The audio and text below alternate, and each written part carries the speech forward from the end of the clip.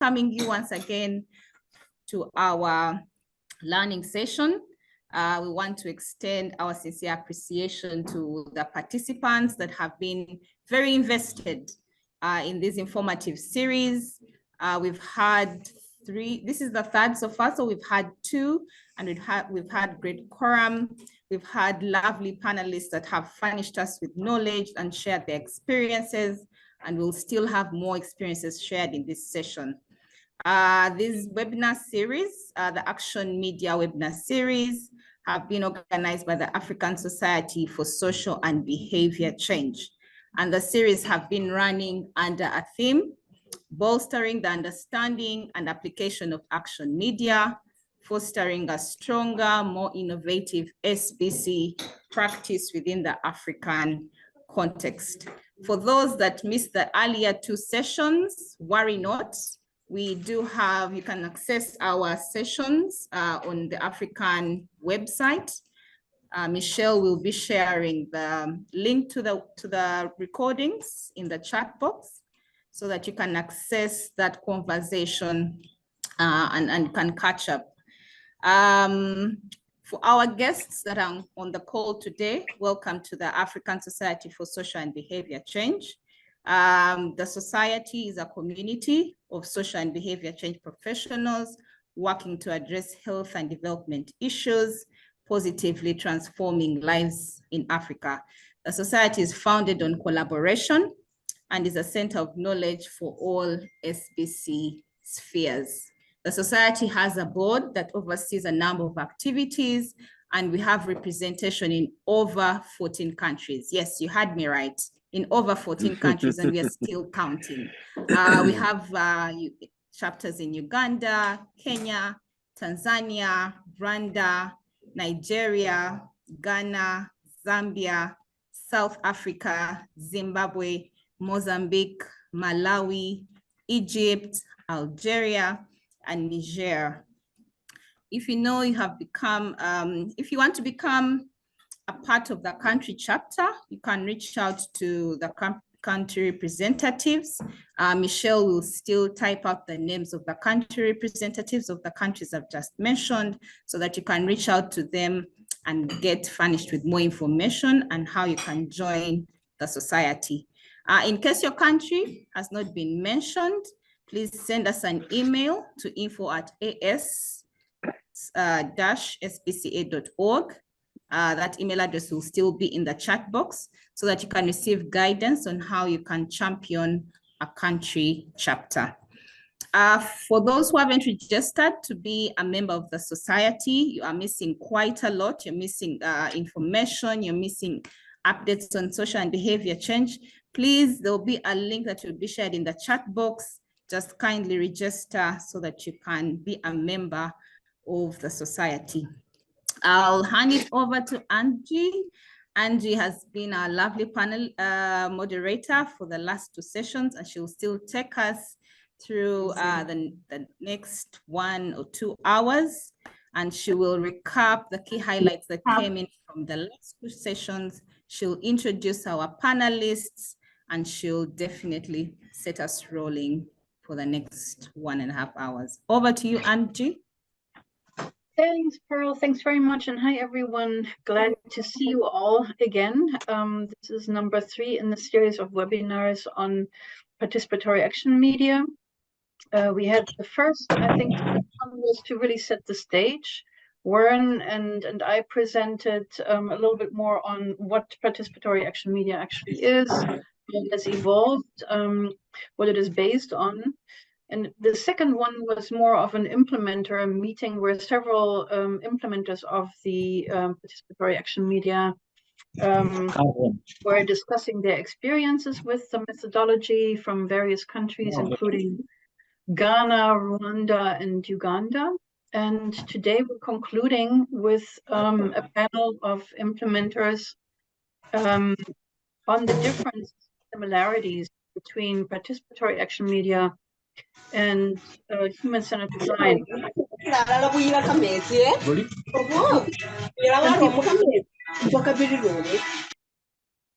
Thank you. And this This panel is based on some of the discussions we had in the first two webinars, where people were asking, what's the difference? What is, when it comes to participation, when it comes to participatory methodologies, what's the difference between human-centered design, participatory action media or action research, and also co-creation as a term came in. And so today we have an opportunity to clarify some of these terms, these approaches, methodologies, tease out similarities, differences, what we can learn from each other. And we hope you are curious and engaged, as we have very experienced implementers on the panel who will discuss this topic with each other, then also with you. And we're planning to leave ample time for a question and answer. And I would like now to introduce the panelists to you quickly. We have on the panel, and maybe I introduce myself again. I am the Managing Director for the Behavior Change and Community Health team at Save the Children in the US, and have implemented quite a bit across East Africa. And some of you may know me from my time working with Johns Hopkins and at FHI 360. So to Cal. Cal Bruns is a recognized expert in human-centered design and cognitive empathy. And after 20 years working with a well-known and international ad agency, Leo Burnett, he co-founded Africa's first human-centered design firm 18 years ago, which is Matchboxology, you may have heard. They're based in South Africa, and Cal uses cognitive empathy and HCD to help global brands and international donors improve impact in public health, enterprise development, and does that across more than 18 countries. And he continues to apply these methods in South Africa, where he's lived for the past 23 years. And with Cal is Thulani Granville-Gray. Sorry, I'm Thulani Granville-Gray. And he has been awarded Best Presenter at South Africa's inaugural Mental Health Conference, and has extensive experience in social psychology, social marketing, mental health, communication, campaign design, behavior change messaging, and gender in the gender intersection, and has a bachelor's in counseling psychology. He's a therapeutic, humanistic, social and psychological. He uses a therapeutic, humanistic, social and psychological approach to tackle challenges, and has worked with Matchboxology for quite some time, currently collaborating also on a grant with the Bill and Melinda Gates Foundation. I'm coming over to Warren Parker, who you've met and enjoyed the last two sessions. As you know, he's a seasoned development and communication researcher practitioner with 30+ years of global experience. And he pioneered the Participatory Action Media methodology, amplifying community voices in health communication. And this innovative methodology has been embraced by leading development organizations, as you know, and as we've heard from other implementers last time. With Warren to talk more about action media is Evaline Nakuru, which you've also heard last time. She has a lot of experience and is a dedicated professional in community engagement and development work. As you know, she's a native of Uganda and of the indigenous Karamojong ethnic group from northeastern Uganda. She served as senior SPC coordinator in the USAID Apolou activity in the Karamoja region, and worked with other teams to integrate SPC strategies in health and nutrition programs. And lastly, with us today is also Mabel Naibire, who is an experienced designer and implementer in health interventions with a focus on HIV/AIDS, TB, malaria, family planning, maternal and child health, and nutrition, with a master's in public health and a bachelor in mass communication. And she's worked on participatory and audience-centered SPC design and implementation approaches, including, I think, on the SPC bilateral currently in Uganda. So all of these great people will be on the panel, talking about similarities and differences in HCD and human-centered design and participatory action media. So after those introductions, let's jump right in with the panel to explain these approaches a bit more. And then we can start discussing. I would ask you to put your questions in the chat already if you have questions during the presentations, and then we'll have active discussion. It doesn't have to be in the chat afterwards. Everybody okay so far? Yeah, thumbs up. So I would like to start with Cal to ask, what is human-centered design? And how are you practicing it differently from others? And what does design thinking have to do with it? Oh, could you please start with the easy questions, not the hard ones? Hi, everyone. Great to meet you all. Yeah, Tulani and I and the team at Matchboxology have been practicing human-centered design now for 18 years. But in true honesty with you all, we probably spent the first 4 years or 5 years doing a methodology that we didn't know had a fancy name. This human-centered design. We were working intuitively based on the premise that all of the challenges in development ultimately end up as human challenges. We talk about system design, we talk about all sorts of other implementations, but ultimately the success or failure of our ability to help people improve their own lives is based on our understanding of them as human beings and our ability to connect with them as human beings. And deeply rooted in that is the skill set of empathy, of really understanding people, of being able to walk in other people's shoes, and not just to do it as an exercise in observation, but to be able to take that knowledge and then use that to help them and help others make better decisions that will actually work in the field. So I think in that sense, Warren's design, human-centered design, the way Matchboxology does it, the way lots of other firms do it, are actually rooted in the same philosophy, that those people who are closest to the challenges have a role to play in solving those challenges, and therefore deserve to be at the solutioning table when we're trying to figure out what to do. Can we go to the next slide, please? And just scroll down. Perfect. So,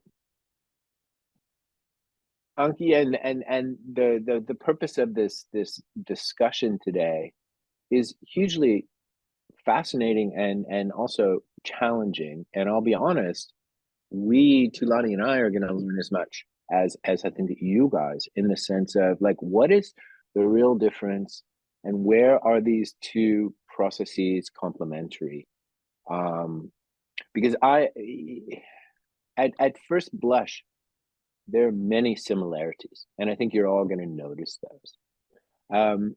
One of the characteristics of human-centered design is that we try and bring rightness to the development table. And when I say rightness, what I mean is that we start by designing for the right problems.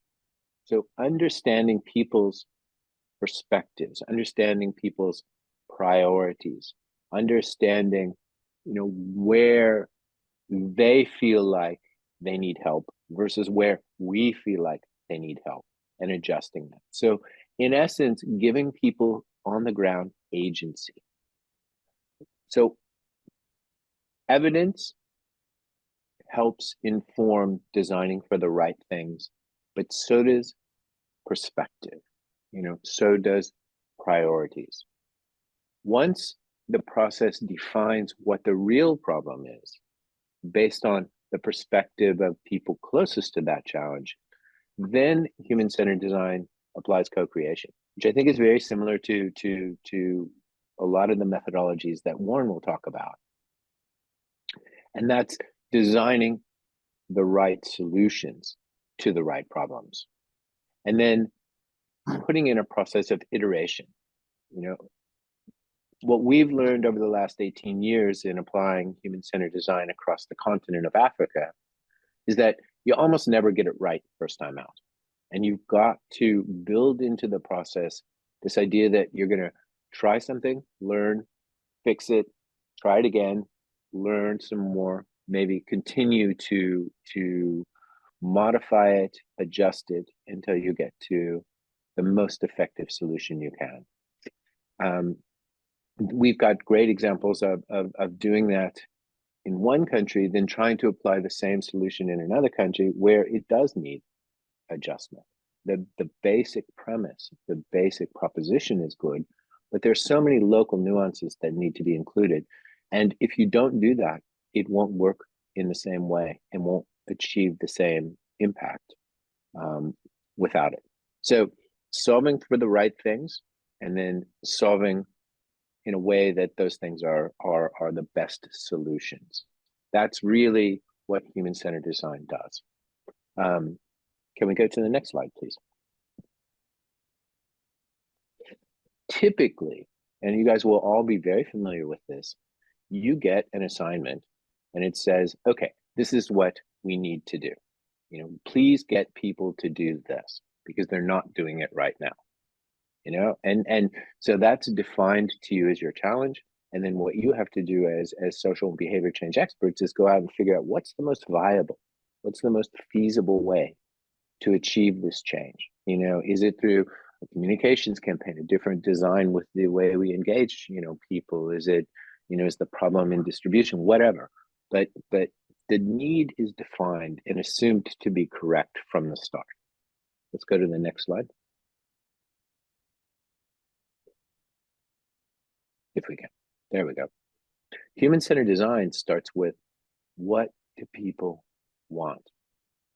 And then it looks at what's feasible and viable. So bringing in their perspective is such an important element. And it's the one, I think, characteristic of human-centered design that does look different than the typical approach to development interventions. I won't say it's different to what Warren's program is, because I think in some ways ours are very similar in that regard. Looking at people's perspectives, what do they think? What do they want? And then, you know, looking at feasible and viable as elements of that. Can we go to the next slide? So the why a program will work, in fact, what we often tell clients and funders is that human-centered design is actually at its heart a risk management program.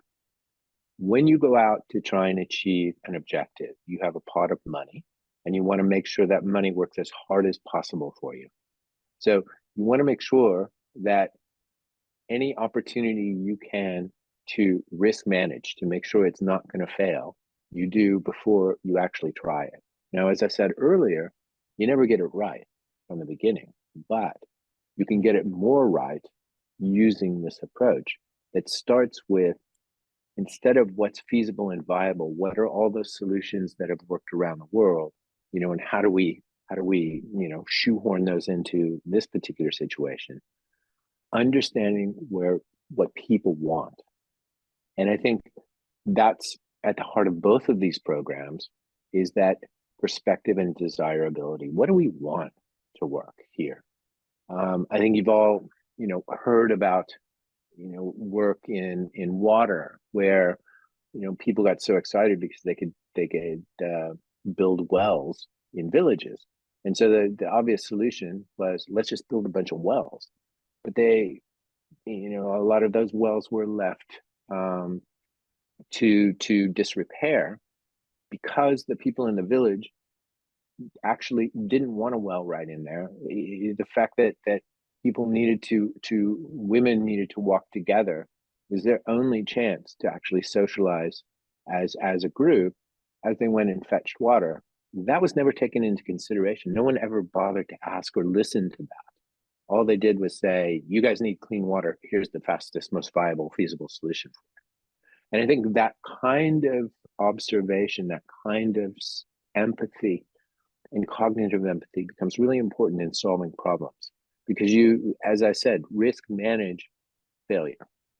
So the sweet spot is what's desirable as it merges with what's feasible and viable. And that's what we're always looking for in our prototypes, and what comes out of the co-creation process in human-centered design is trying to understand desirability, understanding what's worked around the world, understanding what the evidence says, understanding what technical possibilities there are that local people may not be aware of, and then trying to merge all those things into a solution that looks like it's the most likely to succeed.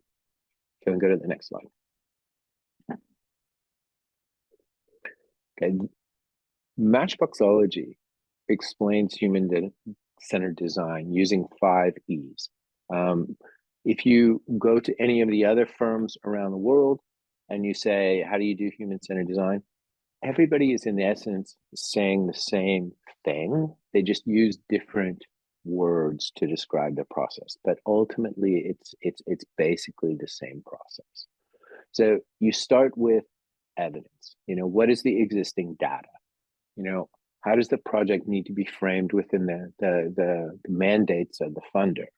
And one of the missing elements in a lot of projects, and this is where I think human-centered design may be slightly different or may kick in a little bit earlier than participatory media, in that at the beginning, we try and align all the stakeholders, government, funders, implementing partners, in what success looks like. So recognizing their characteristics, their motivations, their attitudes, their barriers, and the rewards that they need right up front so that you don't fail later on. This ecosystem approach, this looking at all of the different characters is really important in human-centered design. So if the audience is adolescent girls and young women, we understand that to change their behaviors, you have to change a lot of other behaviors around them, including people like funders and implementing partners. So the evidence stage becomes really important for us in trying to establish definition of success, as well as like what's the actual data telling us. Empathy phase is listening. It's active listening. And Tulani will talk a little bit more about that process as we give you an example, but it's gathering insights and synthesis that oftentimes goes deeper than what the existing data says. In fact, we often tell people that our job is to go out in the field and have conversations, guided conversations with a wide group of people to get them to answer questions we didn't know to ask. And that's where human-centered design is different than typical qualitative methodologies, in the sense that we're not just doing surveys, we're listening and we're having conversations. And that's through going out, as opposed to gathering people in unnatural groups. We often have learned in Africa that one-on-ones are far less effective than bringing people together in their own little natural groups, you know, someone and their best friend, you know, a group of 3 people in a family, whatever. People are more comfortable having conversations in a group than as individuals. And when I say as a group that they would naturally convene, not as a focus group, which is a kind of an unnatural group of people that don't know each other. So for our learning, you know, the empathy phase is really key, because it is the building blocks for the next phase, the co-creation phase. We call it the Eureka phase. And that's where I think you'll see a lot of similarities between these two processes, the methodologies, bringing people together to co-create against specific challenges. So in our workshops, they're hugely interactive. One of the characteristics that's you'll find in a Matchboxology co-creation workshop is that they're fun. And what we've discovered over the years is that the more fun they are for participants, the more creative and better solutions we get. So we actively design fun into them to make sure that people are very engaged. The other thing we do is we bring in technical experts and ordinary people to co-create together. And sometimes government officials, you know, and others. So our workshops are very diverse. And that's on purpose. We think that that diversity creates creativity. It creates the ability to consider a lot of perspectives very efficiently. And ultimately, we think that everybody learns from that, and engaging each other as equals. So we try and have a lot of methodologies that break down the typical power dynamics that would exist when you have a government official together with, like, someone from a village. When they work together as equals, they learn from each other as well. And that has some real latent effects as they go forward in both cases, understanding each other better, empathizing. The execution stage, we bring in technical experts to refine the nuggets of ideas that emerge from Eureka sessions. Coming from my advertising background, and my other co-founder of Matchboxology has a similar background as creative people, what we know is that it's not only what you say or what you design, but how you design it that matters. And your ability to really influence change and create different future scenarios is completely dependent on how you do. So ordinary people might have great insight, but they don't know how to necessarily create a great behavior change program. So you need technical experts to be inspired, to build on those ideas, but then to make them amazing. And so we very much, pull from a pool of incredibly talented and creative people across the continent to help us with our final executions or our pilot executions as we take them out and then refine them. So this execution phase, bringing in experts to help us do that is really key. And then lastly, this evaluation. And Kalani will talk a little bit more about this as well, but the human-centered design approach implies that we don't just measure what PEPFAR asks you to measure. For example, it's not always just metrics. There are other characteristics of success that you need to keep your eyes open to, and you need to be measuring. So yeah, that's key for us is including this human-centered design, or this design thinking, this idea that at the center of how you're looking at every single challenge, you put people. And going back to what I said, it's people that are at the center of all of this. So measuring those characteristics, not just their actions, but their attitudes, and where you're going forward. Let's go to the next slide, please. I'm going to shut up because you've heard me enough. Tulani, can you take them through a program that we've been working on for, 4 years now, I guess? A Bill and Melinda Gates Foundation project that I think gives us an opportunity to share how it works in practice, human-centered design. Thanks, Gal. Welcome to do that, and hello, everybody. My name's Tulani. So let's mix it with what Cal just most recently said, putting people at the center of the problem. The problem I'm going to present to you is about men. And I say that with my tongue in my cheek because men have historically in the HIV sector been problematized and vilified as the biggest transmission problem that exists out there. So our whole challenge was based on the following problem, which was 3 million men know their status but are not on treatment. And so the funders were very concerned about that. That was a huge problem. It still is. It's a big problem, but that's where we position. This is the root of our challenge, our human-centered design challenge, which we solved. So the basis of our approach is, as you might have, is that people are the expert of their own lives, not experts.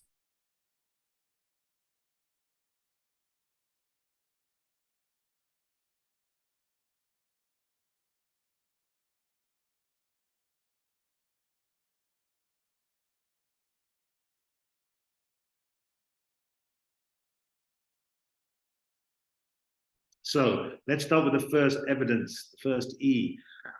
We were very lucky to have a wealth of experience and evidence working with men, just with Matchbox, but also we had Ipsos, who were a partner, doing a huge, interviewing 3,000 men qualitatively and quantitatively, and doing immersions in their contexts.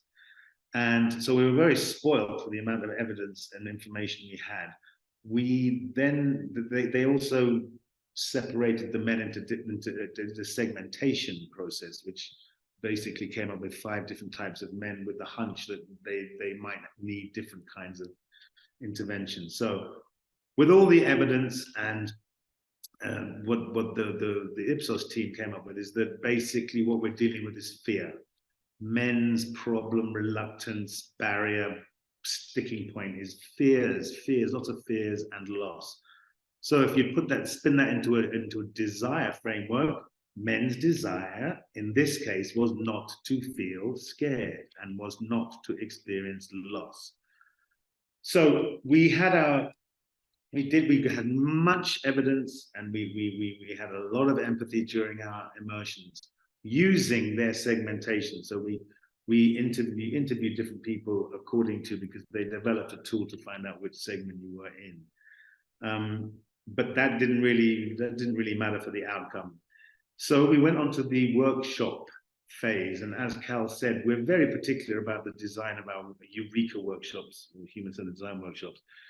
And what I would say is that the atmosphere is designed knowing that we're going into a room full of men that are scared. We know how South African men are. We had to create the conditions whereby those fears could be discussed and ultimately solutions to them be found. So we design the atmosphere. As Carl said, it's fun. We level the power dynamics. In fact, nobody uses their job title when they introduce themselves, whoever they may be. So leveling with the facilitators and the participants, and within participants, we take the participants away from their noise of living, which often means taking them off-site. And we put them somewhere away from their normal context, because again, that creates amazing creativity. And then a very important point, the practitioners, the facilitators are highly empathic to that group, and they are men, and they disclose and they self-disclose about their vulnerability. Trust has to be built in order to get to the gold. We talk about mining for gold, the gold of what's really going on with men, trying to get them out of their pantomime of being a man, the pantomime of gender norms. So having created that atmosphere, we did find gold. And as a result of a simple question, asking the guys, well, what do you need to make you feel less scared? And they said the most simple thing that you could possibly imagine. They said, I need a friend. And they said, I also need, show me a guy who's living with HIV that's okay. And that's where the picture on the right, we have Coach. That's where Coach Impilo was born. We trained, we designed a curricula, we polished men who were living with HIV, who were confidently living with HIV, and on treatment. We made that guy. That's what the guy said they wanted. They wanted it. We internally we referred to him as a professional friend. But really, we gave them a friend who's living with HIV very, very well. So you can imagine all fear is reduced immediately, viscerally, face to face. They can just see it's okay. And let's go. And then just to go to the pilot stage, the hard facts is that the key, like I said, those 3 million men who are not on treatment, the retention rates after our pilot, which took place in COVID, were 98% of men started treatment staying on treatment, whereas before we're in the sort of 28%, 30s. So you can see how enormously successful this was. And as Carl said, because we set up an advisory board with district support partners, we got amazing buy-in from those people from the very beginning, because they felt part of it, and they started to employ coaches in their facilities to make that big difference. One last point. So as part of, I would say, the evolution, the last E, we discovered how men, because this is a very iterative process, we're constantly changing how much they struggled to describe what viral load suppression meant, that hugely scientific term. So that was a real blockage to their support to these guys and to anybody taking treatment. So we came up with the BOK bottles, which you can see on the left. There are videos available on YouTube. You can just type in BOK bottles and you'll see it's a very simple way to describe what being HIV safe is. We've coined the term safe and safe and unsafe, using beads to represent viral load and soldiers or immune system. It's quick, it's speedy, it gets full comprehension as a result, as a survey has just shown. And so you can see that because human-centered design was constantly iterating, we're constantly getting feedback from coaches, we were able to come up with possibly the most effective health education explainer tool, I would say, in the world. But anyway, let me leave it at that. That's Coach and Pilo, and a thoroughly male-based solution, only because we listened to what their fears were about. Thank you. Great, guys. So I hope that's a good kind of primer, at least a little bit about human-centered design, at least to kick off this discussion. Funky. So we'll turn it over to Warren now. Yeah, thanks very much, Cal and Tulani. That was very helpful to get us more thinking in the human-centered design methodology. And now we wanted to hear from Warren, because you've been speaking about participatory action media over the last 2 webinars, but in a nutshell. Again, what is it and what does it have to do with research? And I know Evaline will also then conclude with a practical example so that we have a bit of a comparison. And request again to the participants, please add your questions in the chat already so that we have an idea of what you're thinking about, what your questions are. Over to you, Warren. Great, thanks so much, and thanks, Cal and Tulani, for giving a really good overview of your approach. I think everything obviously is human-centered design in this area of work. So it's participatory and so on. So there's no sort of claim that these titles are particularly different. And it was very interesting to hear Tulani talk about the sort of underlying process they use to engage people, which is similar to the kinds of things that we try and do through action media. As we've mentioned probably somewhat in the introduction, there's a very interesting table that compares the similarities and differences. So that'll be useful as a discussion point in a short while. But in any event, I'll co-present with Evaline, who'll follow my presentation. And I'll go through quite quickly because I see we're running out of time. We'd like to kick off the discussion part soon as well. So next slide, please. Great. So very quickly, action research. So action research is something that underpins participatory action media. Emerged in the 1940s as a kind of philosophy or methodology focused on social action as a research approach. It was followed in the 60s by participatory action research. It probably had a bit more of Paulo Freire's thinking and other theorists during that time in the 60s. With a closer emphasis on community collaboration to resolve problems, a more co-learning, co-development kind of approach. You can advance and we'd see the next text. So participatory action media emerged in the 1990s, and I strongly drew on participatory action research thinking in developing that methodology, but linking it to social action and communication. And the key thing really is these are sort of principally research methodologies or research approaches that have a kind of philosophy of participation built into them. And then the participatory action media aspect was adding a social action communication linkage. Tested and applied across multiple countries and regions. Next slide, please. So in this process, we validated participatory action media as a sound and replicable cross-cultural methodology that qualitative researchers and communication practitioners can apply in different settings. And more often than not, the people we're working with in these settings are marginalized in one way or another, typically poorer, often rural, or maybe marginalized sub-communities or sub-populations like people living with HIV or gay men or sex workers and so on. So we do a lot of work with marginalized communities to get insights, because this is often what programs grapple with. In the 1990s through to the 2000s, we spent a lot of emphasis on participatory action media, or PAM, was applied in the health setting to link activities to projects and programs, HIV, malaria, reproductive health, and nutrition. Next, just advance one. And then since probably over the last 15 years,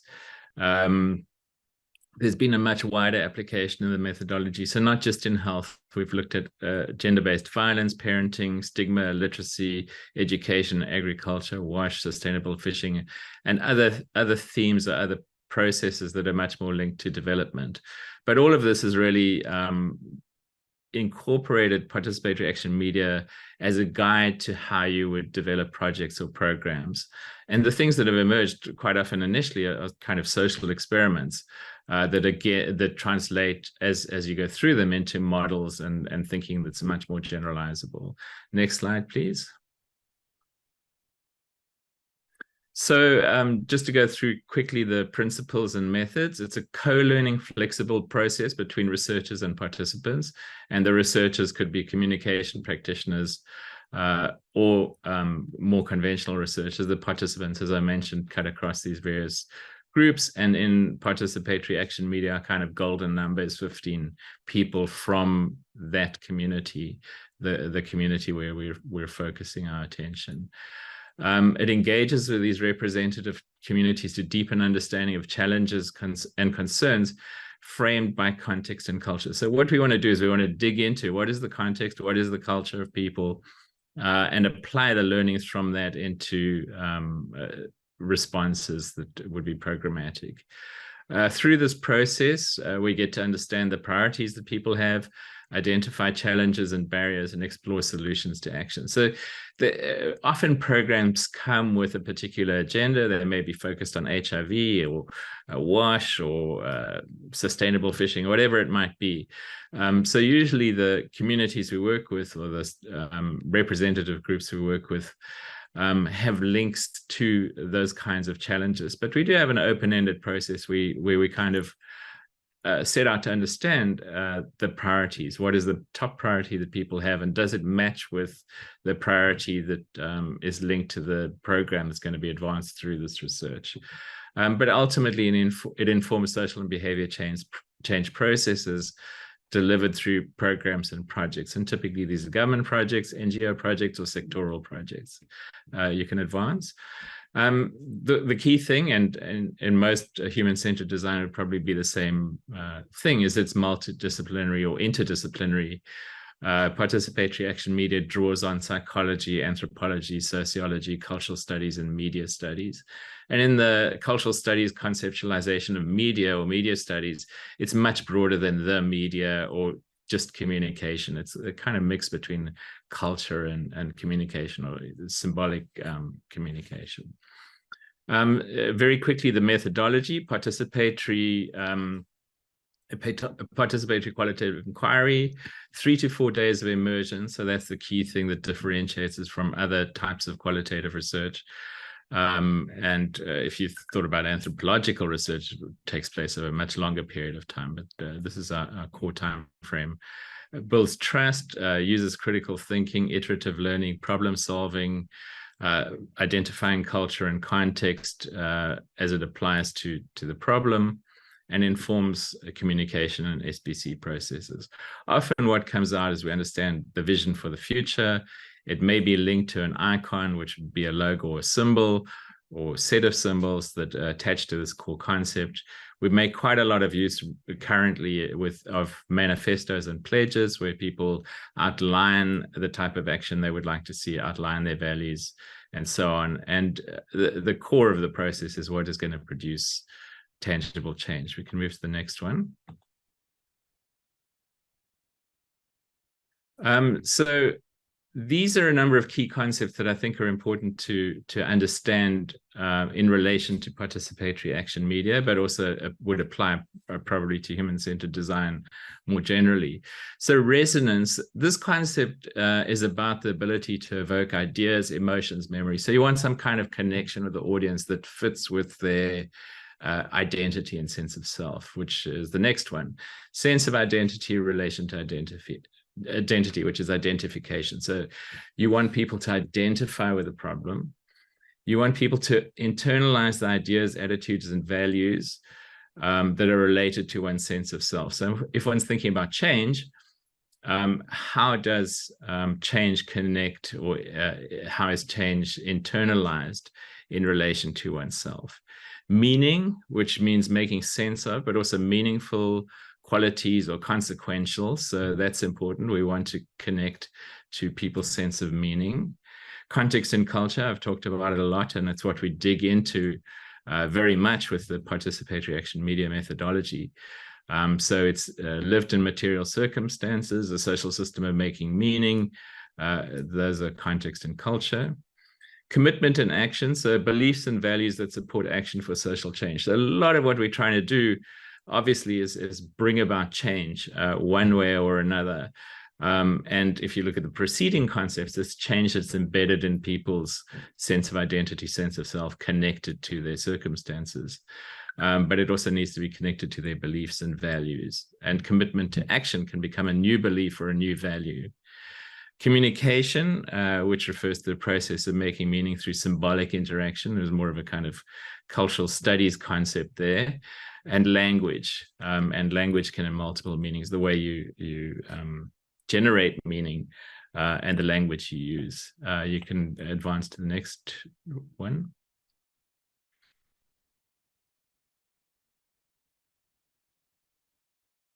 Okay, and the last one was cultural and social change. We can move quickly since we're short of time.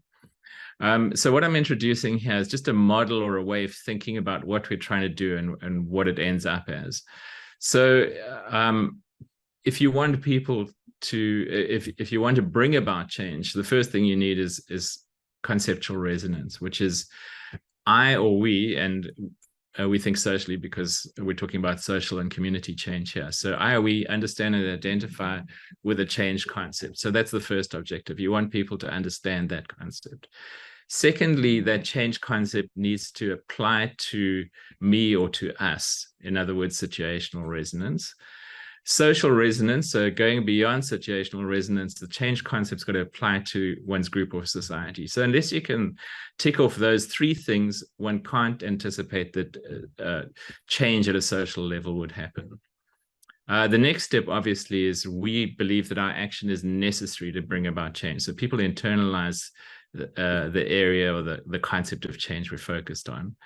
Then we have commitment and action. So change is only going to happen if people do things. And so internalized meaning means they recognize they can do something. Commitment and action means they actually do something.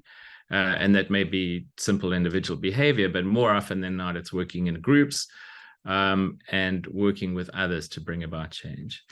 And then tangible cultural change, obviously, what emerges through this process, if carried out successfully, is new ways of making meaning embedded in social practice. And you can link this back to what Kel and Tulani have referred to as well, their project focusing on making meaning and introducing new social practices in relation to HIV treatment. One more click. And so if we think about that process, it's a process of empowerment and social change.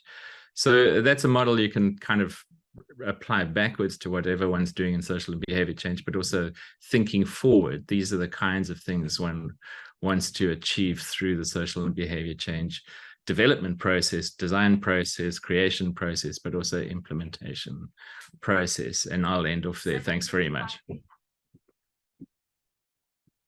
So over to Evaline.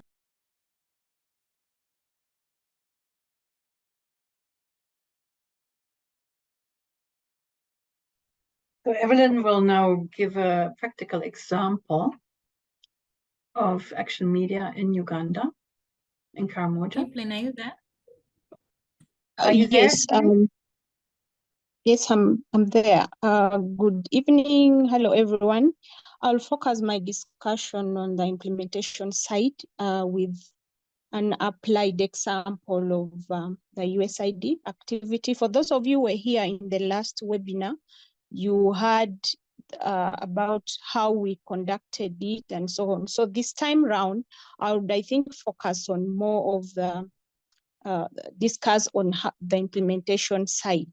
So PAM actually, I think, puts the audience at the center of the strategy design and other concepts. And so that's what did for Apollo, the USAID Apollo activity, which was implemented here in Karamoja.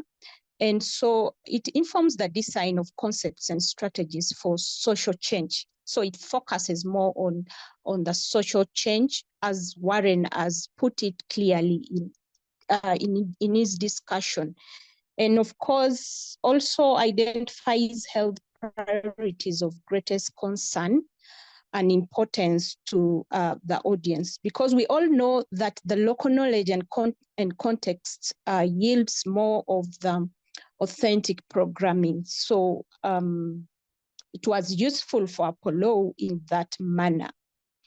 Of course, clarifying steps and actions which bring about change on a group, social change at community level. I will discuss in this next slide, Pearl, an applied example of the USAID Apollo activity in Karamoja. In the next slide, please.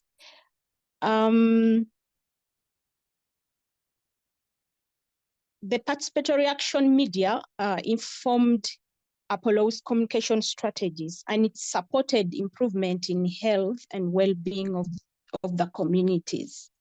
And so the study informed the program in different ways. For example, identifying attitudes and values related to health and well-being. But of course, also looking at the contextual factors which undermine health and well-being of the pastoral community. So through PAM, we're able to identify such factors and were well considered during the implementation all throughout the program implementation. And of course, we also were able to identify the risk perceptions related to different thematic areas of the program. The different areas were on health and nutrition, WASH, livelihoods, and governance. So in this applied example of the USAID Apollo activity, the PAM informed the implementation through identifying these risks, the perceptions to different thematic areas. And of course, the problem-solving approaches and explored different actions. For example, the positive deviance approach. These are innovations that are transformative in spite of different circumstances that the community goes through. So in this example, we're able to identify and use more problem-solving approaches during the implementation. But of course, also strengthen the communication opportunities and preferences, which I think so much reinforced positive attitudes and values towards health, towards nutrition, among others. So in the next slide, this same approach, I think I will not dwell so much in the next slide. I will not speak much about it because I spoke in the last webinar. Still, the SPC approaches supported individual, group, and community responses all through the implementation. In the last webinar, I spoke about how PAM supported in the design of different SBC approaches. And so these approaches, through the implementation, supported individual, group, and community responses. Of course, these approaches were aimed at promoting reflection on positive and negative practices, as well as creating discussion on the best local solutions to behavior change and adoption, to social change. So SBC actually had to support adoption of inclusive and gender equitable norms towards improvement in health and well-being. But of course, I earlier on spoke that the previous activities or reports indicated that community and gender norms determined the extent to which these pastoral communities are empowered to respond to their health. And so we realized more outcomes because during the implementation, we had to focus on those. We realized more outcomes, as you can see in the last slide, Pearl.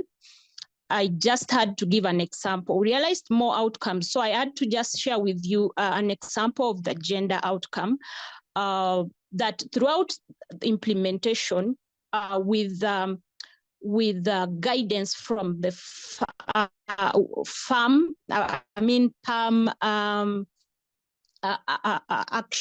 action media results or report, we're able to realize more outcomes. For example, these are the gender outcomes where both men and women are able to share ideas and come together as a community and as households, as a group of people. So these outcomes were from the SBC and AD assessment that the program conducted at the last point of implementation. So for me, I think that PAM and HCD can actually learn from each other, because I think it helps in identifying concerns, priorities, which are of importance to the audience, and of course, designing sustainable communication concepts and strategies for social change, and of course, community empowerment, so that they are able to own all the concepts, all the change, because they are not just looked at as recipients, but they are involved in all the design, and they are the center of it all. So I want to end here and back to you, Antje or Pearl. Thank you. Thanks, Evaline, for this example of how participatory action media was used in Uganda with the Apolou project. Now, I hope we can turn, into the discussion of more, similarities and differences. And some of that work was done by some researchers who did a table comparing participatory action research and human-centered design. And Pearl, if you can show the last slide of Cal's presentation, that has the table in it. And maybe Warren suggested to save a little bit of time, that we're not per se run you through it, but you take a look and people come up with questions that they have. And maybe we can clarify then with the table, what the similarities and differences are. Would that work for everybody? So that we also have some time for Mabel to present on how she combined basically both methodologies. So that's why it would be good if we can together look at this table. Pearl, do you know which one I'm asking for? Last slide. The one in Carl's presentation? Yeah, last. Yeah, it's the last slide in my presentation, the one that we didn't show. So we basically heard, from Cal a bit more, on the design thinking behind human-centered design. We heard a bit more about the research roots that participatory action media has. And now here we have a table. So people, please come up with your questions. Let's take a quick look. Say that again.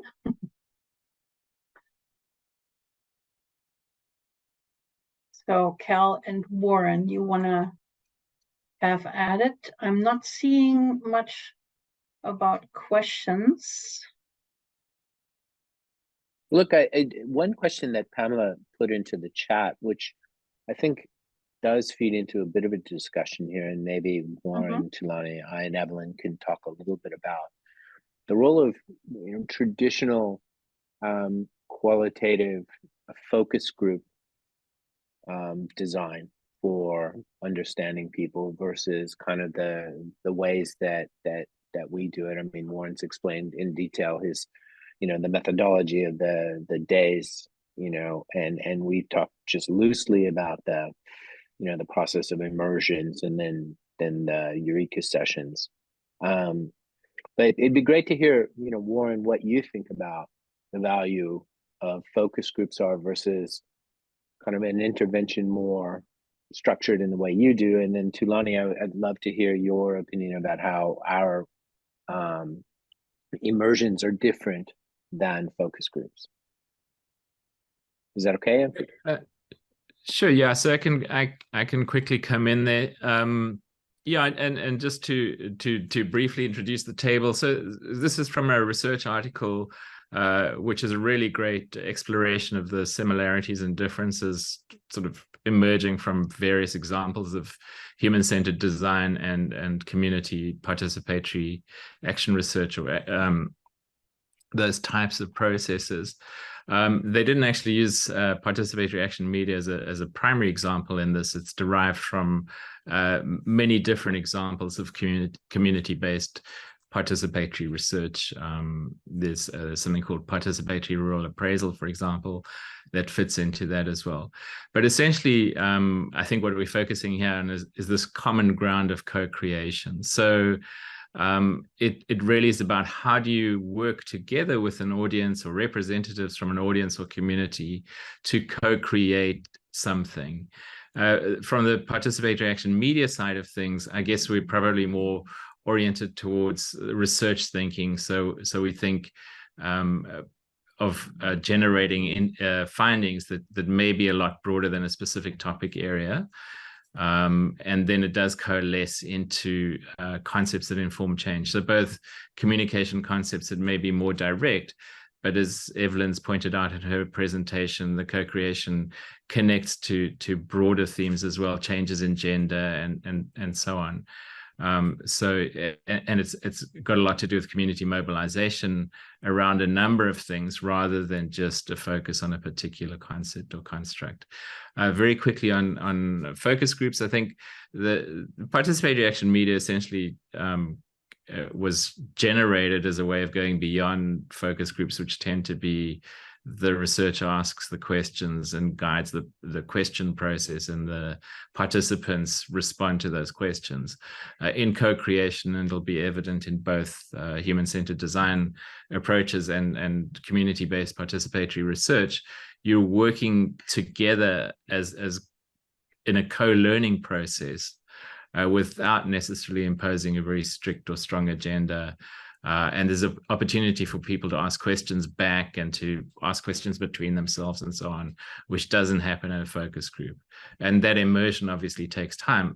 In our instance, in the participatory action media instance, it's a number of days, and I'm sure a number of hours or days in the process that Kel and Thulani will share as well. I'll pass on there. Yeah, over to you, Thulani. Well, I mean, you sort of, you got there. I mean, I thought you were going to talk about more classic focus groups, but you're exactly right. I think I was messing around with some analogies, using the difference between classical music being a focus group, like scripted, you know what note you're going to play, and jazz music where you go off-piste. I know that's a really Western phrase, off-piste, but into the deep snow. And I think they both do that. I think it's important when you said classical focus groups, the questioner asks the questions. I think a very important part of our approach, at least, is the self-disclosure of the interviewer themselves. So not only do they immerse themselves in the life and context of that person, but they actually share, because that's the way human interactions go. You know, we want to get as far away from this didactic, you know, sort of alien observer as possible. So, but I'm glad to hear yours is similar to ours. Cal, you've got some. I don't know. Another analogy I had is like a focus group's like a TV show, right? You got episodes. You got to stop for the commercials. You got a set of questions. That's the subject. And I said the immersions are not focused, if you like. They are able to go wherever the gold, you know, the probing takes them. Cal? Yeah, I think so. Anki, sorry. Maybe finish off, Cal, because I wanted to dig a little bit deeper into that question with another one. So go ahead, Cal. Yeah, I mean, in our experience, And again, you know, I in my previous career in advertising, focus groups were a standard procedure, and that's how you learned about potential consumers, and that's how you tested ideas and things like that. And I always found them very unnatural. Here's a group of strangers who were brought together for a few hours and expected to share, oftentimes, you know, difficult answers. You know, you had to put forth your opinions, and you didn't know these people, and you get all the dynamics that typically happen whenever you bring a new group together. Somebody is the loud one, somebody's the quiet one, all that kind of stuff. Whereas the immersion process, and I think to a degree, the co-creation process, which is very, like I said, similar between what Warren's talking about, what we're talking about, is that you break all that down. And certainly in the immersion thing, it's even more natural because you're in people's space. You've gone out. Tulani used the word humility. I think that's really key. You have to be humble and curious if you're a good immersion interviewer. And you have to be a little like Oprah Winfrey. You have to be able to, like, you know, riff off of what people are telling you to get into, you know, something deep and interesting. So you don't know where the conversation's going to go. You have to be, you know, able to respond in a way that allows that person to tell you things that you didn't know to ask. And I know I've said that before, but I'll say it again, because that is, I think, one of the most important elements of both of these different, you know, procedures, is that you give people that permission, that venue, and encouragement and space to tell you the stuff you didn't know to ask. That's where the leaps come from. That's where, in our work at least, we've seen that's where you find new things in an area that has been researched 1,000 times before. And that opens new doors that can oftentimes, you know, create these great results that we're both talking about with Coach and with the programs, you know, the gender-based stuff. I mean, that's amazing that you've been able to achieve that within communities. So to understand that, you know, to come back to this table, I think, you know, let's walk through that, Antje, and maybe, you know, help people understand a little bit more about the differences. Yeah, thanks, Cal. I wanted to kind of dig a little deeper, you know, what comes out, and Pamela says, thank you, explanation is very helpful. So we said that, you know, focus groups are a little bit more extractive. You know, they come basically with a set of pre-formulated questions. And, you know, people are brought in together to respond to them, which means, you know, you're extracting information. Whereas I think what Warren and Cal are explaining are that, you know, the immersion basically is kind of a lot more back and forth at eye level. And making sure that what I really like about this is that there are questions we didn't even know we need to ask, and they need to come out of this conversation, which is really helpful. Tulani, I love your comparison between classical music and jazz. I like both, but means also you have to have a very skilled facilitator, as Tulani is, in order to riff off, you know, things and insights that come your way. So I think that's kind of a you know, similarity between both methodologies, that they do need skilled facilitators in both. My question to you also is, when we do focus groups these days, we have to do IRB approvals. We have to do protocols. Are both methodologies using protocols in their approaches? Is that something that both of you do, or only one? I can quickly respond to that. So, you know, the justification for IRB approval or a protocol is do you think that there would be potential harm in doing research with a given set of participants? And that obviously, so every time we apply participatory action media, we do actually generate a formal research protocol that includes all the structures and of a conventional protocol, a lit review, a set of questions, how you're going to address ethical concerns, potential harm to participants, and so on. And the main reason for that is there certainly is potential for harm. We're discussing highly sensitive subjects very often.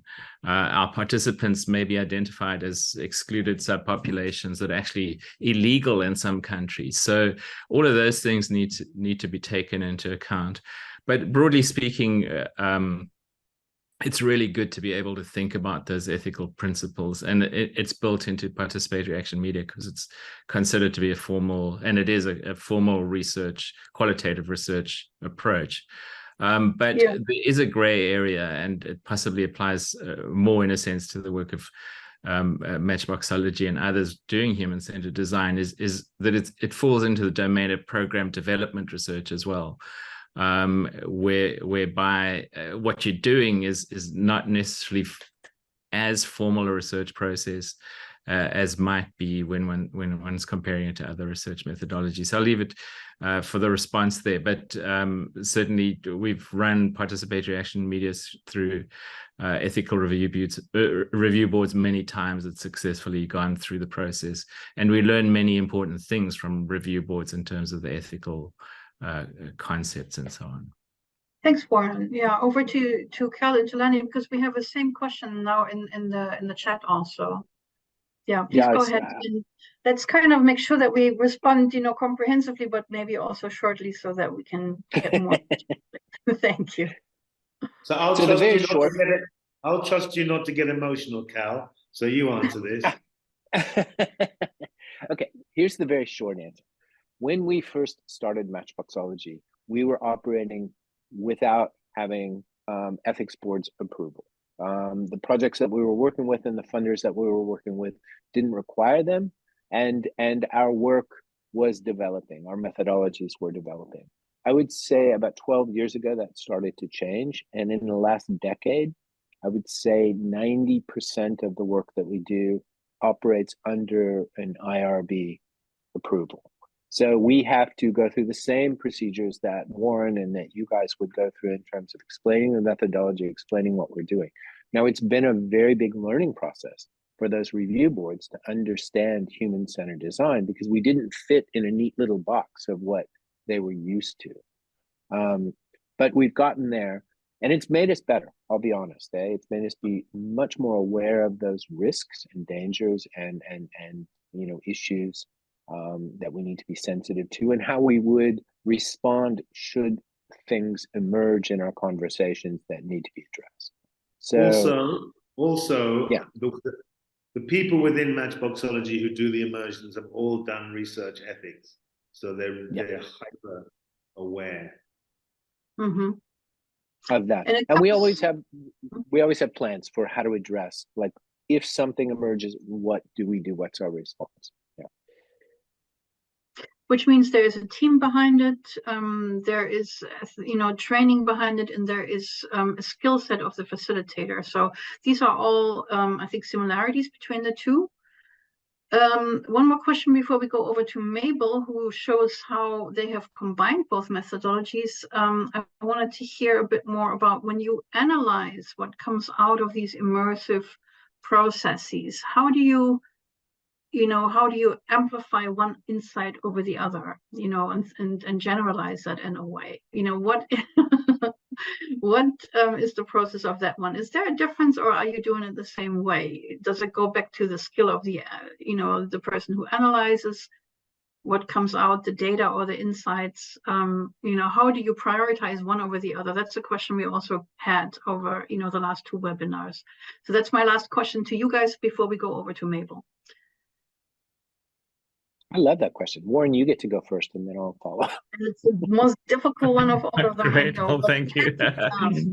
So I think very quickly, one of the things that really come out of this sort of multi-day immersion is really a close understanding of the context and what's possible in the context and what's prioritized for change within the context. But the other aspect is culture. And if we think about culture in the broader sense, it is about values. It is about how people make meaning. It's about how people see the world. But when you put the context and culture together, you begin to understand what kinds of changes are possible.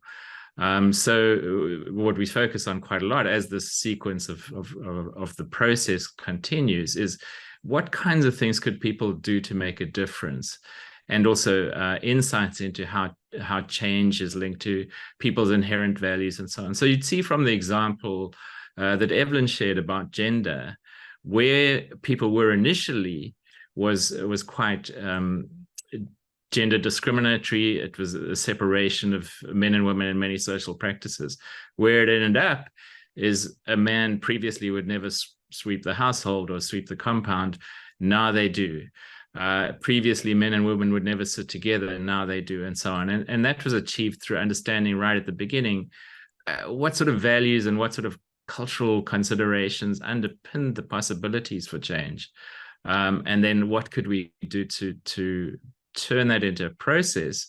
And the process Evaline referred to was a 5-year project where we started off with these learnings in the beginning, and the project itself very cleverly designed a set of activities that fitted really nicely into Karamoja ways of being and ways that people did things and resources that were available into a process that ended up making very profound changes that you can't go back on. You know, when you've got those gender changes, gender is a sort of fundamental cultural thing, gender power relations. So people saw how to do power differently, and they liked it, and that's why it was perpetuated. I'll stop there.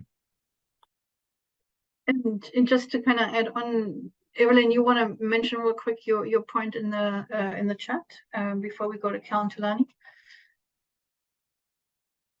Yes, I just want to emphasize that both HCD and PAM, even though it requires training to execute and have it effectively, but I think it also requires that those who implement the program are continuously guided and informed about the findings so that they don't deviate. So it was an example for Apolou that we always had to get back to look at the findings from Action Media so that we are in the right direction. So that was just my point that I had to put in the chat.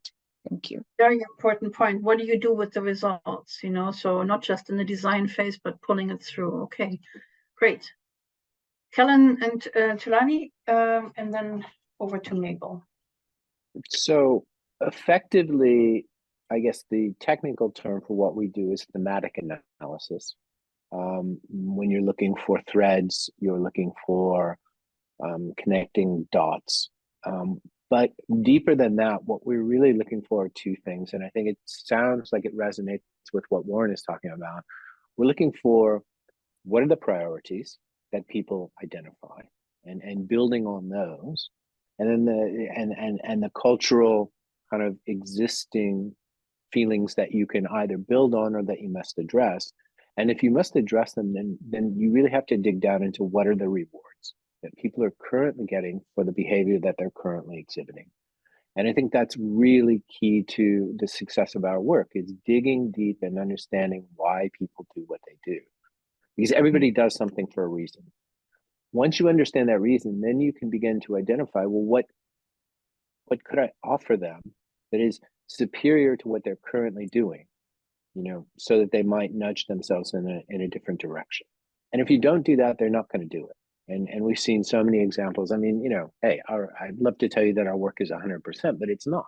You know, we've learned over the last 18 years, you know, some things work, some things don't work, but understanding the rewards takes a lot of listening. It takes a lot of empathy, and that's the rich terrain in which we operate, and that's what we are always looking for. When you say, well, how do you know one idea is better than the other? Because it seems to resonate more deeply with offering something that's more compelling than what's existing. Right. Thanks a lot. And Tulani, please come in, you know, on the chat. I think we're going to Mabel first so that we're sticking a bit more time. We have 90 minutes, actually 2 hours today. So Mabel, let's go and keep it short so that we can answer a couple of more questions that I hope come in through the chat. Over to you, Mabel. Okay. Good morning or good evening to everyone from wherever you are. So I'm quickly going to present. Everyone has really talked about what Action Media is, what HCD is. So I'll just share how we are using both methodologies as SBCA, really. And I'm really not going into that definition because people probably already know. But as SBCA, we have something called the SBC flowchart that we use as we are designing and implementing our strategies, our interventions, our campaigns. So really for us, how we use action media, it's mostly around the define phase where we're trying to understand the audiences that we're working with. We are mining knowledge around them, barriers around them, motivators around them. Really just trying to, the empathy and the immersion around the audience, and trying to start a bit of a design process and the prototyping.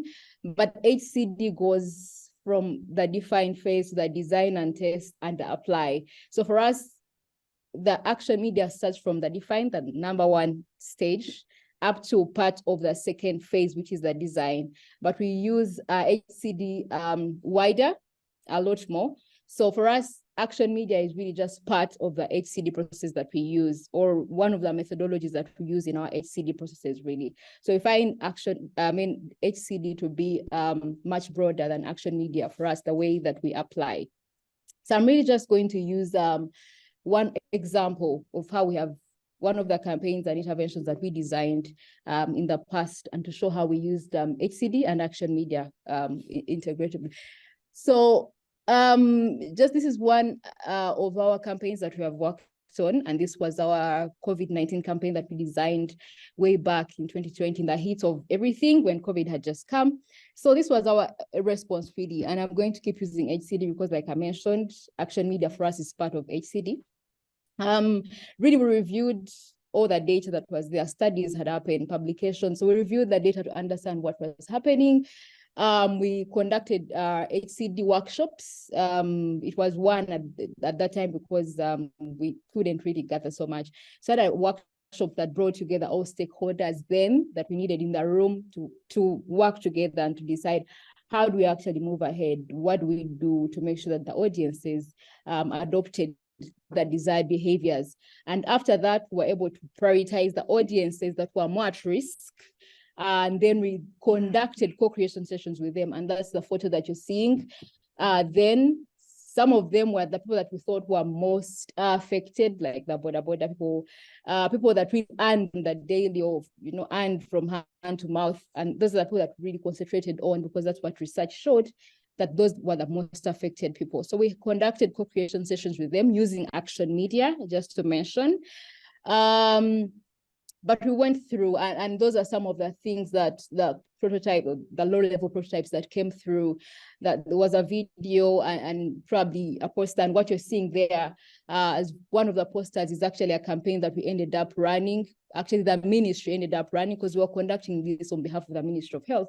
So the Ministry of Health ended up running this in December 2021 before we built now the bigger campaign. The video I will not play because I really have less time, but just to show that whatever we designed came from that into what you're then going to see. I'll really skip the video because of time. And we had some key insights that came through the HCD sessions with the audiences, people from what had happened before, because before the materials, the interventions that had been designed didn't have HCD or probably action media at the back of everything. So they couldn't probably work. There was something missing. So we're able to understand. Before we're using the fear appeal, but the audiences told us the fear appeal is short-lived. So it didn't work on them. They wanted us to integrate the economic aspects of life into whatever interventions and campaign we're designing. They wanted us to really appeal to their challenges of life, because they were feeding from hand to mouth, but they feel like the interventions that were there were not, feeding into their realities. They wanted us to fight the rumors, to track myths and misconceptions, use credible and relevant sources, use testimonials. So really work from that angle. And that's where we came from, really using the insights from the HCD sessions, the co-creation sessions from the audiences. And these are some of the concepts that came through. I think you can see we had three, Chijakugwa, or COVID-19 will pass. We had COVID-19 is real and it kills. It's like actually the other concepts that you saw, the example that I showed, the low-level prototype that I showed. And then we had another, back to normal is up to you. And all these came from the audiences. There were prototypes that looked like these drawings. And for us, we just went ahead to actually improve them. And this was really not yet the final. This is what we designed before. We pre-tested these with the audiences. Again, HCD goes ahead all through, like I mentioned, in the design and testing phase. we continue to do this. So when we pre-tested, remember I told you the Ministry of Health ran the COVID-19 is real and it kills in December because they wanted to have something out and they felt that applied to them, but we hadn't finished the whole process of designing and the entire HCD process. So they ran with that, but it had not been the best. So when you continued to pre-test and carry on with the processes, the Chija Kubo COVID-19 will pass was the best because it gave hope to the audiences. And this was the final concept that we saw coming out. And everything you see in this concept was really contributed to from the audiences. You see there's an element of the sun, the colors that we ended up using from what we had before to what we ended up having. The first one was dull, the colors and everything, but we ended up having something of hope. It had the sun, it had yellow, because they said COVID-19 will pass. The sun and the colors provided hope that these two would pass, no matter what was happening. And these were some of the other campaign tools and materials that the audiences wanted to have. They wanted to have specific trigger posters over in the what we can say the tricky or risky places, for example, markets. What would I define is now a hospital, or if I'm using a border, what would I do? So they wanted to see such, and then of course we used influencers, we used the health workers, we used religious leaders, we used the elderly because they're also at risk. So even the audiences we selected were influenced by the audiences. And these were still some of the materials from the campaign. We still did translate because the audiences wanted us to translate these because this was a campaign that was running across the entire country. So everyone needed to get a bite of the information or the interventions. So as we ran the campaign, just to mention, along the way it became stale and it wasn't working. So we didn't go back to conduct another action media. But remember I mentioned for us, we use HCD along the way, even as we are running or rolling out our campaigns on mass media, through IPC at community level, through alternative media. We are using HCD to listen from what the audiences are telling us. And we use the feedback to refresh our campaign. Sometimes we really don't have to go back and conduct an action media because it's really labor intensive, it's time consuming, it takes, so we may not do it all the time. So we listened, we understood the rumors where the gaps were. By then, vaccination had been introduced, so we needed to refresh and also include that component and also bridge the gaps that had been identified. And when we did that, from what the audiences were telling us, from our listening surveys and from the audience feedback and the media feedback, they told us they wanted us to now plug in a component of what the audiences were missing. Things like parents miss their children from being in school, being away from home and being in school, however much they were learning online, but they missed the component of the children being in school. They felt like they would learn better. They missed the huge gatherings, the big weddings, being in the bars, because that's what they wanted. People were in the bars, but they were there, by hiding illegally. Weddings were restricted, and then you had to go through a series of permissions, before you could have even the small weddings. People miss the large gatherings, really. And so that's what they wanted us to plug in. And we tagged this to vaccination. So the campaign was, do you miss the moments? Of course, we went back and retested this, but do you miss the moments? And these were the specific moments that we thought our audiences missed, or what they actually told us. And we told them, get vaccinated so we can get closer to the normal way of life. And this actually worked quite well during the time when we rolled out and we saw vaccination improving a bit. We can sort of tag it to this, not very sure, but from our listening surveys and our monitoring and evaluation data, we saw that the campaign worked well to improve the vaccination and the acceptability of vaccination by then. And of course, we also had a video, but I'll still skip because of time. And thank you. I was rushing through this because of time. Thank you very much. Thanks, Abel, for sticking to time. This is really, really helpful because it brings a practical example from Uganda, where many of you are from. I find very interesting how you described the HCD and the action media. methodologies, how you combined the two. And I'm sure there will be questions from everybody about it. From what I hear, you used Action Media to develop certain creatives at different times in the campaign, and HCD is the larger understanding of co-creation and participatory approaches. Is that right? As the design approaches that involve participation. So, like I mentioned, Antje, HCD goes beyond just that design or the understanding audiences as we are rolling out, as we're entering into the communities, the community asset mapping, the audience profilings, advanced audience segmentation.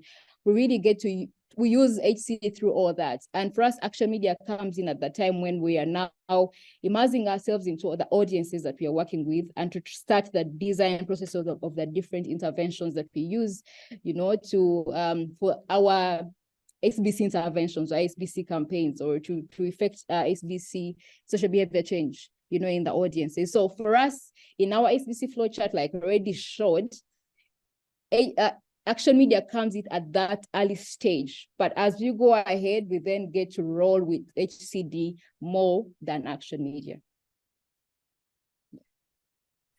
All right, I'm sure there's more questions from everybody, and a lot of great presentation, Mabel, I see in the chat. Please take a look. Lots of praise, very good. Pearl, you have a comment?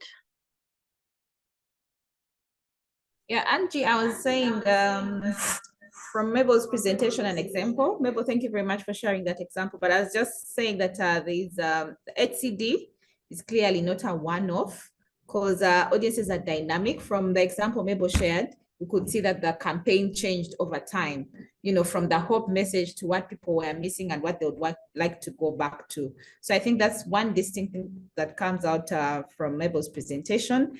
And during the refreshing, the refreshing of the campaigns, it's important to use both HCD and Action Media approaches. Yeah, I think that's what I picked. Thanks, Pearl. Anyone else? Questions, comments?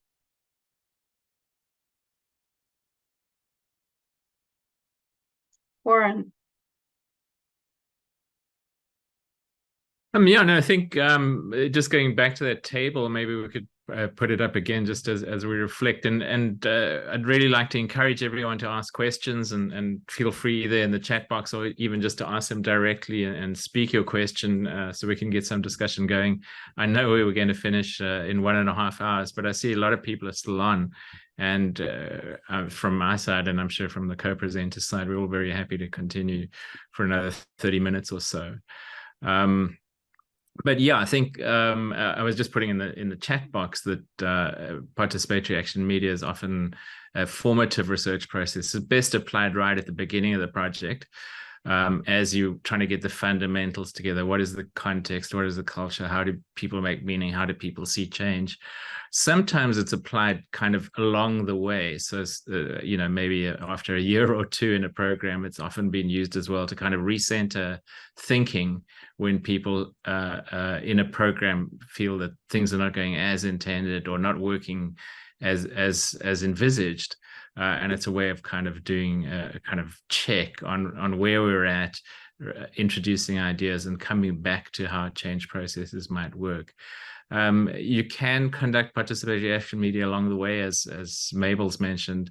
And similarly, often participatory action media kind of segues into more conventional approaches where you're sort of testing ideas, experimenting, reviewing. So you don't need to figure out the context and values so much as you want to figure out the SBC process. And you may need different types of research to do that. Yeah, and thanks, Warren. We were scheduled till 12 o'clock, I think I understand. So I think we can keep the discussion running. Anyone else on this understanding of, the current understanding that Mabel presented, where Action Media was developed, for certain creative workshops, and an HCD, I think more as principles and different check-ins along the way. Cal, do you want to come in on that, or with more questions or comments? I've just got an observation, if I can. Lonnie? Yeah, please. Yeah. No, I've never really heard of gossip monitoring. I think that's I've never heard of it, and I plan to use it. What better way to find out what's going on? Go ahead, Cal. No, I was going to say, I think, yeah, I agree, Tulani. I mean, there have been lots of social media monitoring services that have emerged over the past 5 years. And, you know, again, when you consider the audiences that you know, we're dealing with, not all of them are online and not all of them are sharing, and certainly not in visible ways that might share in WhatsApp groups and things, but those are not visible to us. But exactly, finding new methodologies where we can kind of hear what the gossip is in almost real time so that you can address it. So, you know, taking into account COVID, where things were developing so quickly and new rumors spread really quickly. And I think that happens in a lot of kind of emergency type situations when people are frightened and they want to glom onto anything that sounds interesting. So finding ways that we can be more responsive is an opportunity for both participatory action media as well as human-centered design to become more responsive, quicker, faster. There was a question I think somebody asked earlier about, is it safe to say that participatory action media is ideal at the project activity design stage? I think Warren addressed a little bit of that. From the human-centered design. Yeah, that's it's a great question. Yeah, he has his hand up. So maybe Agre, you know, ask your question so that we, you know, and then go ahead. Perfect. Hi, everyone. Thank you so much for great presentations. That's very, very insightful. So from what Mabel has shared, would it be safe to say that PAM is ideal at the very stage, whether it's a baseline study or whether you're designing the project or an activity, then we reserve or we deploy human-centered design at that very level where when we have reached the concept development, the actual communication development stage? Can we agree on that? Would that be safe to say?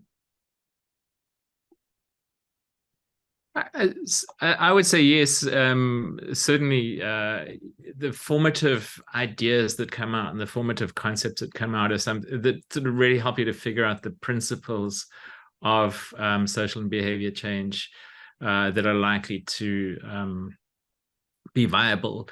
And a lot of what comes out again is you know, if we think about developing manifestos or pledges, a pledge or a manifesto is the vision for the future. So how do people see change in the future or the outcomes of change?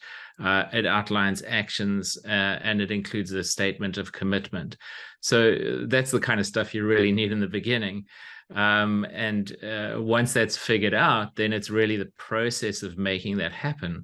And often quite different additional processes are needed. So in the Apolou example, for example, action media wasn't particularly used to design the interventions per se, but the principles guided what those interventions might look like. And as Evaline's mentioned, we kept on needing to go, it was very useful to go back and say, so what were those fundamental principles or values that guide our work, but not necessarily too much of the specifics, although participatory action media also sometimes comes up with a more direct communication processes. But the formative and doing it at the beginning is really probably the best place for participatory action media.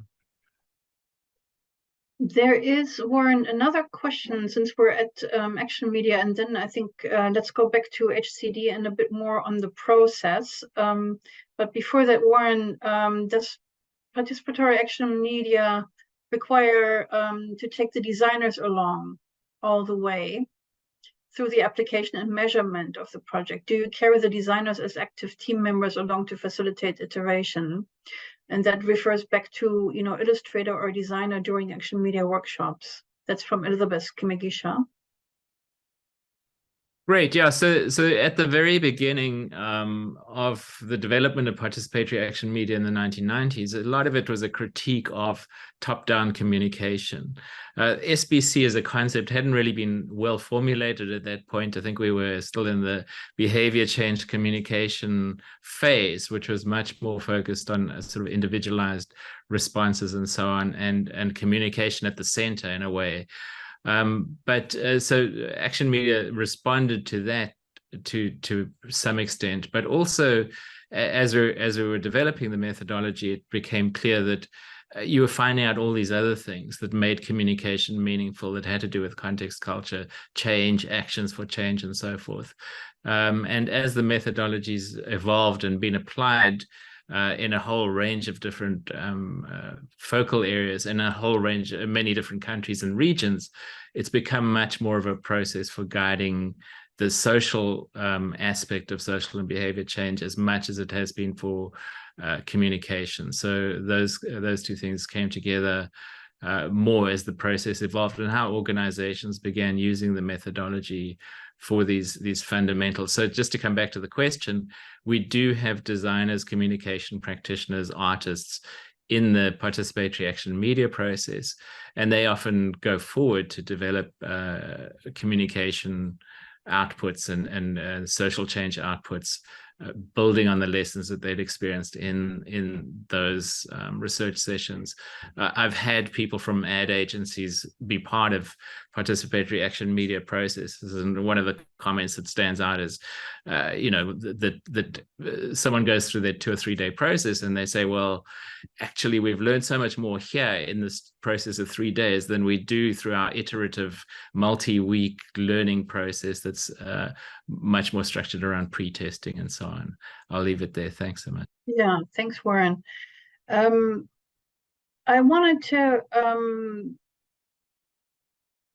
I think we need to come to an end also. We have another 10 minutes. I think what at this point in the discussion is important is kind of to go back a little bit more to the methodology. So Action Media has a methodology that involves designers in certain workshops, to develop creatives, which has been used in Uganda. But human-centered design also has a strong methodology, which has evolved over time, as Cal and Tulani have been explaining. And I'm wondering if that got a little fuzzy along the way, that there is a clear methodology for HCD that's being used along the way. Not just the principles when it comes to design, but also kind of a certain skill set. Cal and Tulani, am I right with wanting to emphasize that a bit more? Well, yeah, I mean, I'm happy to explain a little bit more. I think that a couple of there are like 3 bits of the methodology that I want to really emphasize here. So the first is that you bring together all the stakeholders right up front and unpack and get them to be part of the process from the beginning. And I think that's really key. So as opposed to just focusing on the audience that you're most interested in, you look at all the stakeholders around those people and you consider what are their issues, what are their barriers, what do they need out of this? So that the ultimate design in the end is addressing everyone, not just one small group. The second part is the immersions. We've talked a lot about that whole empathy gathering phase, and I think that is a process where we actually go into the field. We do it before we do the workshop. So we're listening, with groups. And again, it's a little bit more 360 degrees. So a good example, if we're looking at men in communities about HIV, you're going to also look at women. You're going to look at their mothers. You're going to listen to pharmacists. You're going to listen to all those people, nurses around them, as well as just them. So you have a much more holistic picture of where those challenges might be. Obviously, you're overemphasizing what the men are saying, but it's really important to hear those other elements because they may create the interesting and important nuances that you take into the co-creation. Somebody asked earlier, and I wrote in the chat, that in a co-creation workshop, unlike what I'm hearing Warren's process is, which is a defined process, which has certain steps, and there are certain HCD firms which have a similar menu. What we found works best for us is to actually bespoke design, to custom design each Eureka workshop based on what we're taking into. But they have similar characteristics. So we're always unpacking what are the barriers that are facing, addressing this challenge. What are the rewards of doing the existing behaviors or what's causing this situation? And then what are the potential rewards that we would need to offer to get people to move forward? Then what we do is get people to vomit lots of ideas really quickly. And one of the techniques that HCD uses, and it may be similar to participatory design in the sense that you time compress people. So one of the best ways to get people to stop filtering is to force them to do something really quickly under pressure. And they throw out lots of ideas and they stop being adults and they start being more childlike. Then getting them to go through a process where they're creating a feasible prototype. So it may not be a great one, but getting them to think about the practicalities in their community, in their situation, in their culture, in their context, how this could really work helps inform those technical experts. And I agree that bringing in, we talked a little bit about the composition of the human-centered design co-creation workshop, bringing in that diversity brings in lots of good possibilities right at that infancy of when you're creating the idea. So you do get better ideas than if you only have people with a certain shared set of experiences or knowledge. They may not be aware of all the possibilities that exist. And that's why we bring in these other people. And by bringing in government officials or other people who are influencers in the execution of this into the co-creation, I agree with what Warren said. People learn. They go through this process of, oh my God, I didn't know. And within the coach program, for example, having nurses listen to the men's perspectives was foundational in them changing their attitudes. So often they would walk out going, I never knew that. I never thought of that. I didn't recognize that. And you could tell them a million times in PowerPoint presentations that was the case and they wouldn't listen. But sitting through several days of being with men and co-creating with them actually really, makes them far more empathetic. And that's key as well. The rest of it, I think, is probably very similar. Great. Thank you very much. Tulani, come on in, and then I will summarize. Yeah, I just want to say something which is a bit.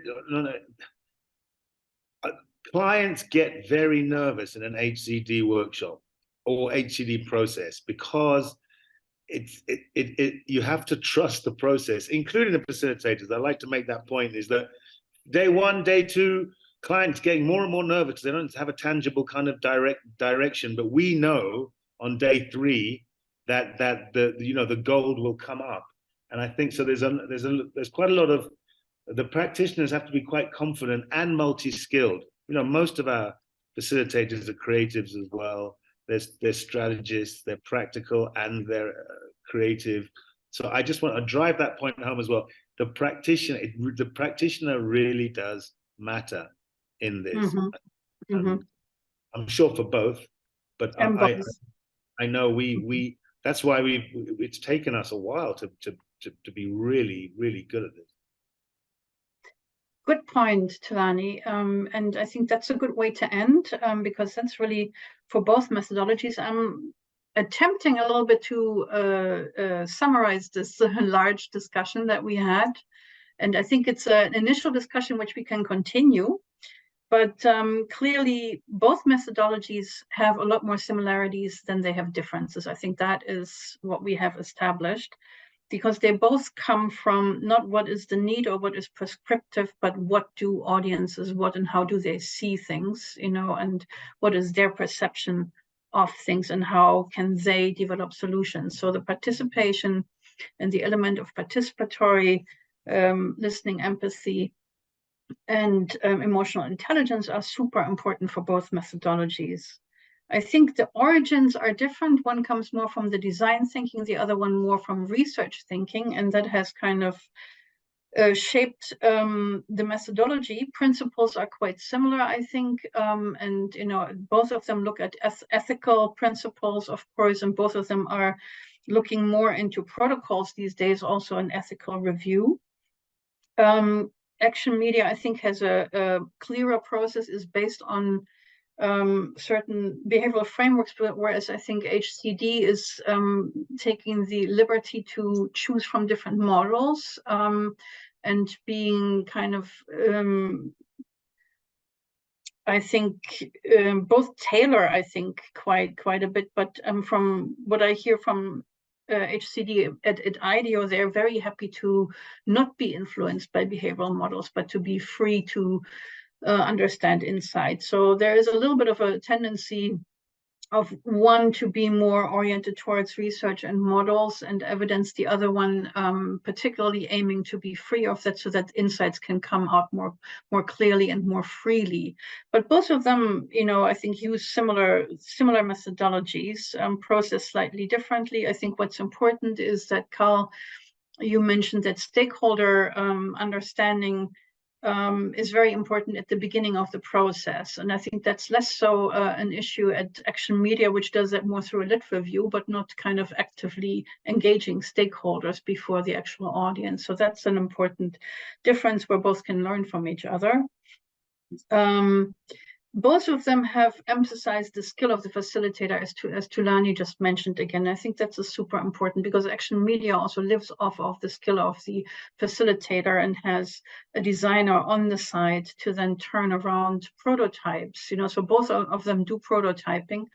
I think HCD more with an emphasis of fail fast, fail early. And I think that's a good lesson learned for all of us, to try things out early and then to iterate and change along the way and to know early on if something doesn't work at all. So that's a good thing that HCD brought in. Both of them collect data and have a way of analyzing. I think for what Warren emphasized is he sees patterns basically through analysis of the data that come in, whereas Cal, I think, more emphasized insights that build onto each other. The difference is very slight, I think, and it would be interesting to dig in more. What is the process of analysis and how do you prioritize insights? I think we haven't gotten entirely to the bottom because that is also tied to the skill and the experience of the implementer. And it's hard to explain. There's a bit of art and a bit of science that is combined there. How is the output used? I think that's what Evaline emphasized a lot in our discussion. It needs to be pulled through the implementation phase so that we don't forget what we actually understood at the beginning of implementation and design and prototyping. So not just in the design phase, but all the way through. Let's remind ourselves and maybe even refresh, as Mabel said, the insights that we have they changed along the way? Let's not drop the methodologies at the design phase. Let's pull them through all the way so that we're using the most and bring it back to the audiences also so that not to be extractive. That's, I think, one of the major issues. We're not extracting from audiences with both methodologies. We're bringing it back to them and seeing if we're understood right what they were trying to tell us. So that would be my summary for today. Going to the force. Any famous last words from anybody before we end this interesting set of webinars? Anybody from? Thank you for kind of creating this venue. I mean, it's fascinating, and Tulani and I have learned a lot. So I appreciate it, and props to Warren and the team. This is amazing. Thank you so much for this wonderful session. Actually, I've been listening with keen interest, and this session has enriched my knowledge and understanding of the subject matter. Thank you so much. Looking forward to more of this before we concretize ASSBC in Africa. On my end, my biggest learning has been people are experts of their own lives. We are just facilitators of change. That has been very, very important for me. Thank you so much for bringing that out. Very nice, I agree. Thank you. Great. I think we can now close the session. Wow, that was an amazing session. For us to be able to go past the 1.5 planned hours, I want to just appreciate all the participants that have stayed on call till now. Please remember to register to the society, and for you to be able to access all the recordings, please register so that you can get the link to the recordings and also information regarding social and behavior change activity. I want to appreciate Antje, Carl, Warren, Evaline, Mebo, Dulani. Please, let's give them a mighty hand clap. I know we are online, but hey, guys, you have really surely nailed this. There's been lots of learning. You can see people have been online since 5 p.m. So I think let's officially close this. Yeah, have a lovely evening. Have a lovely morning.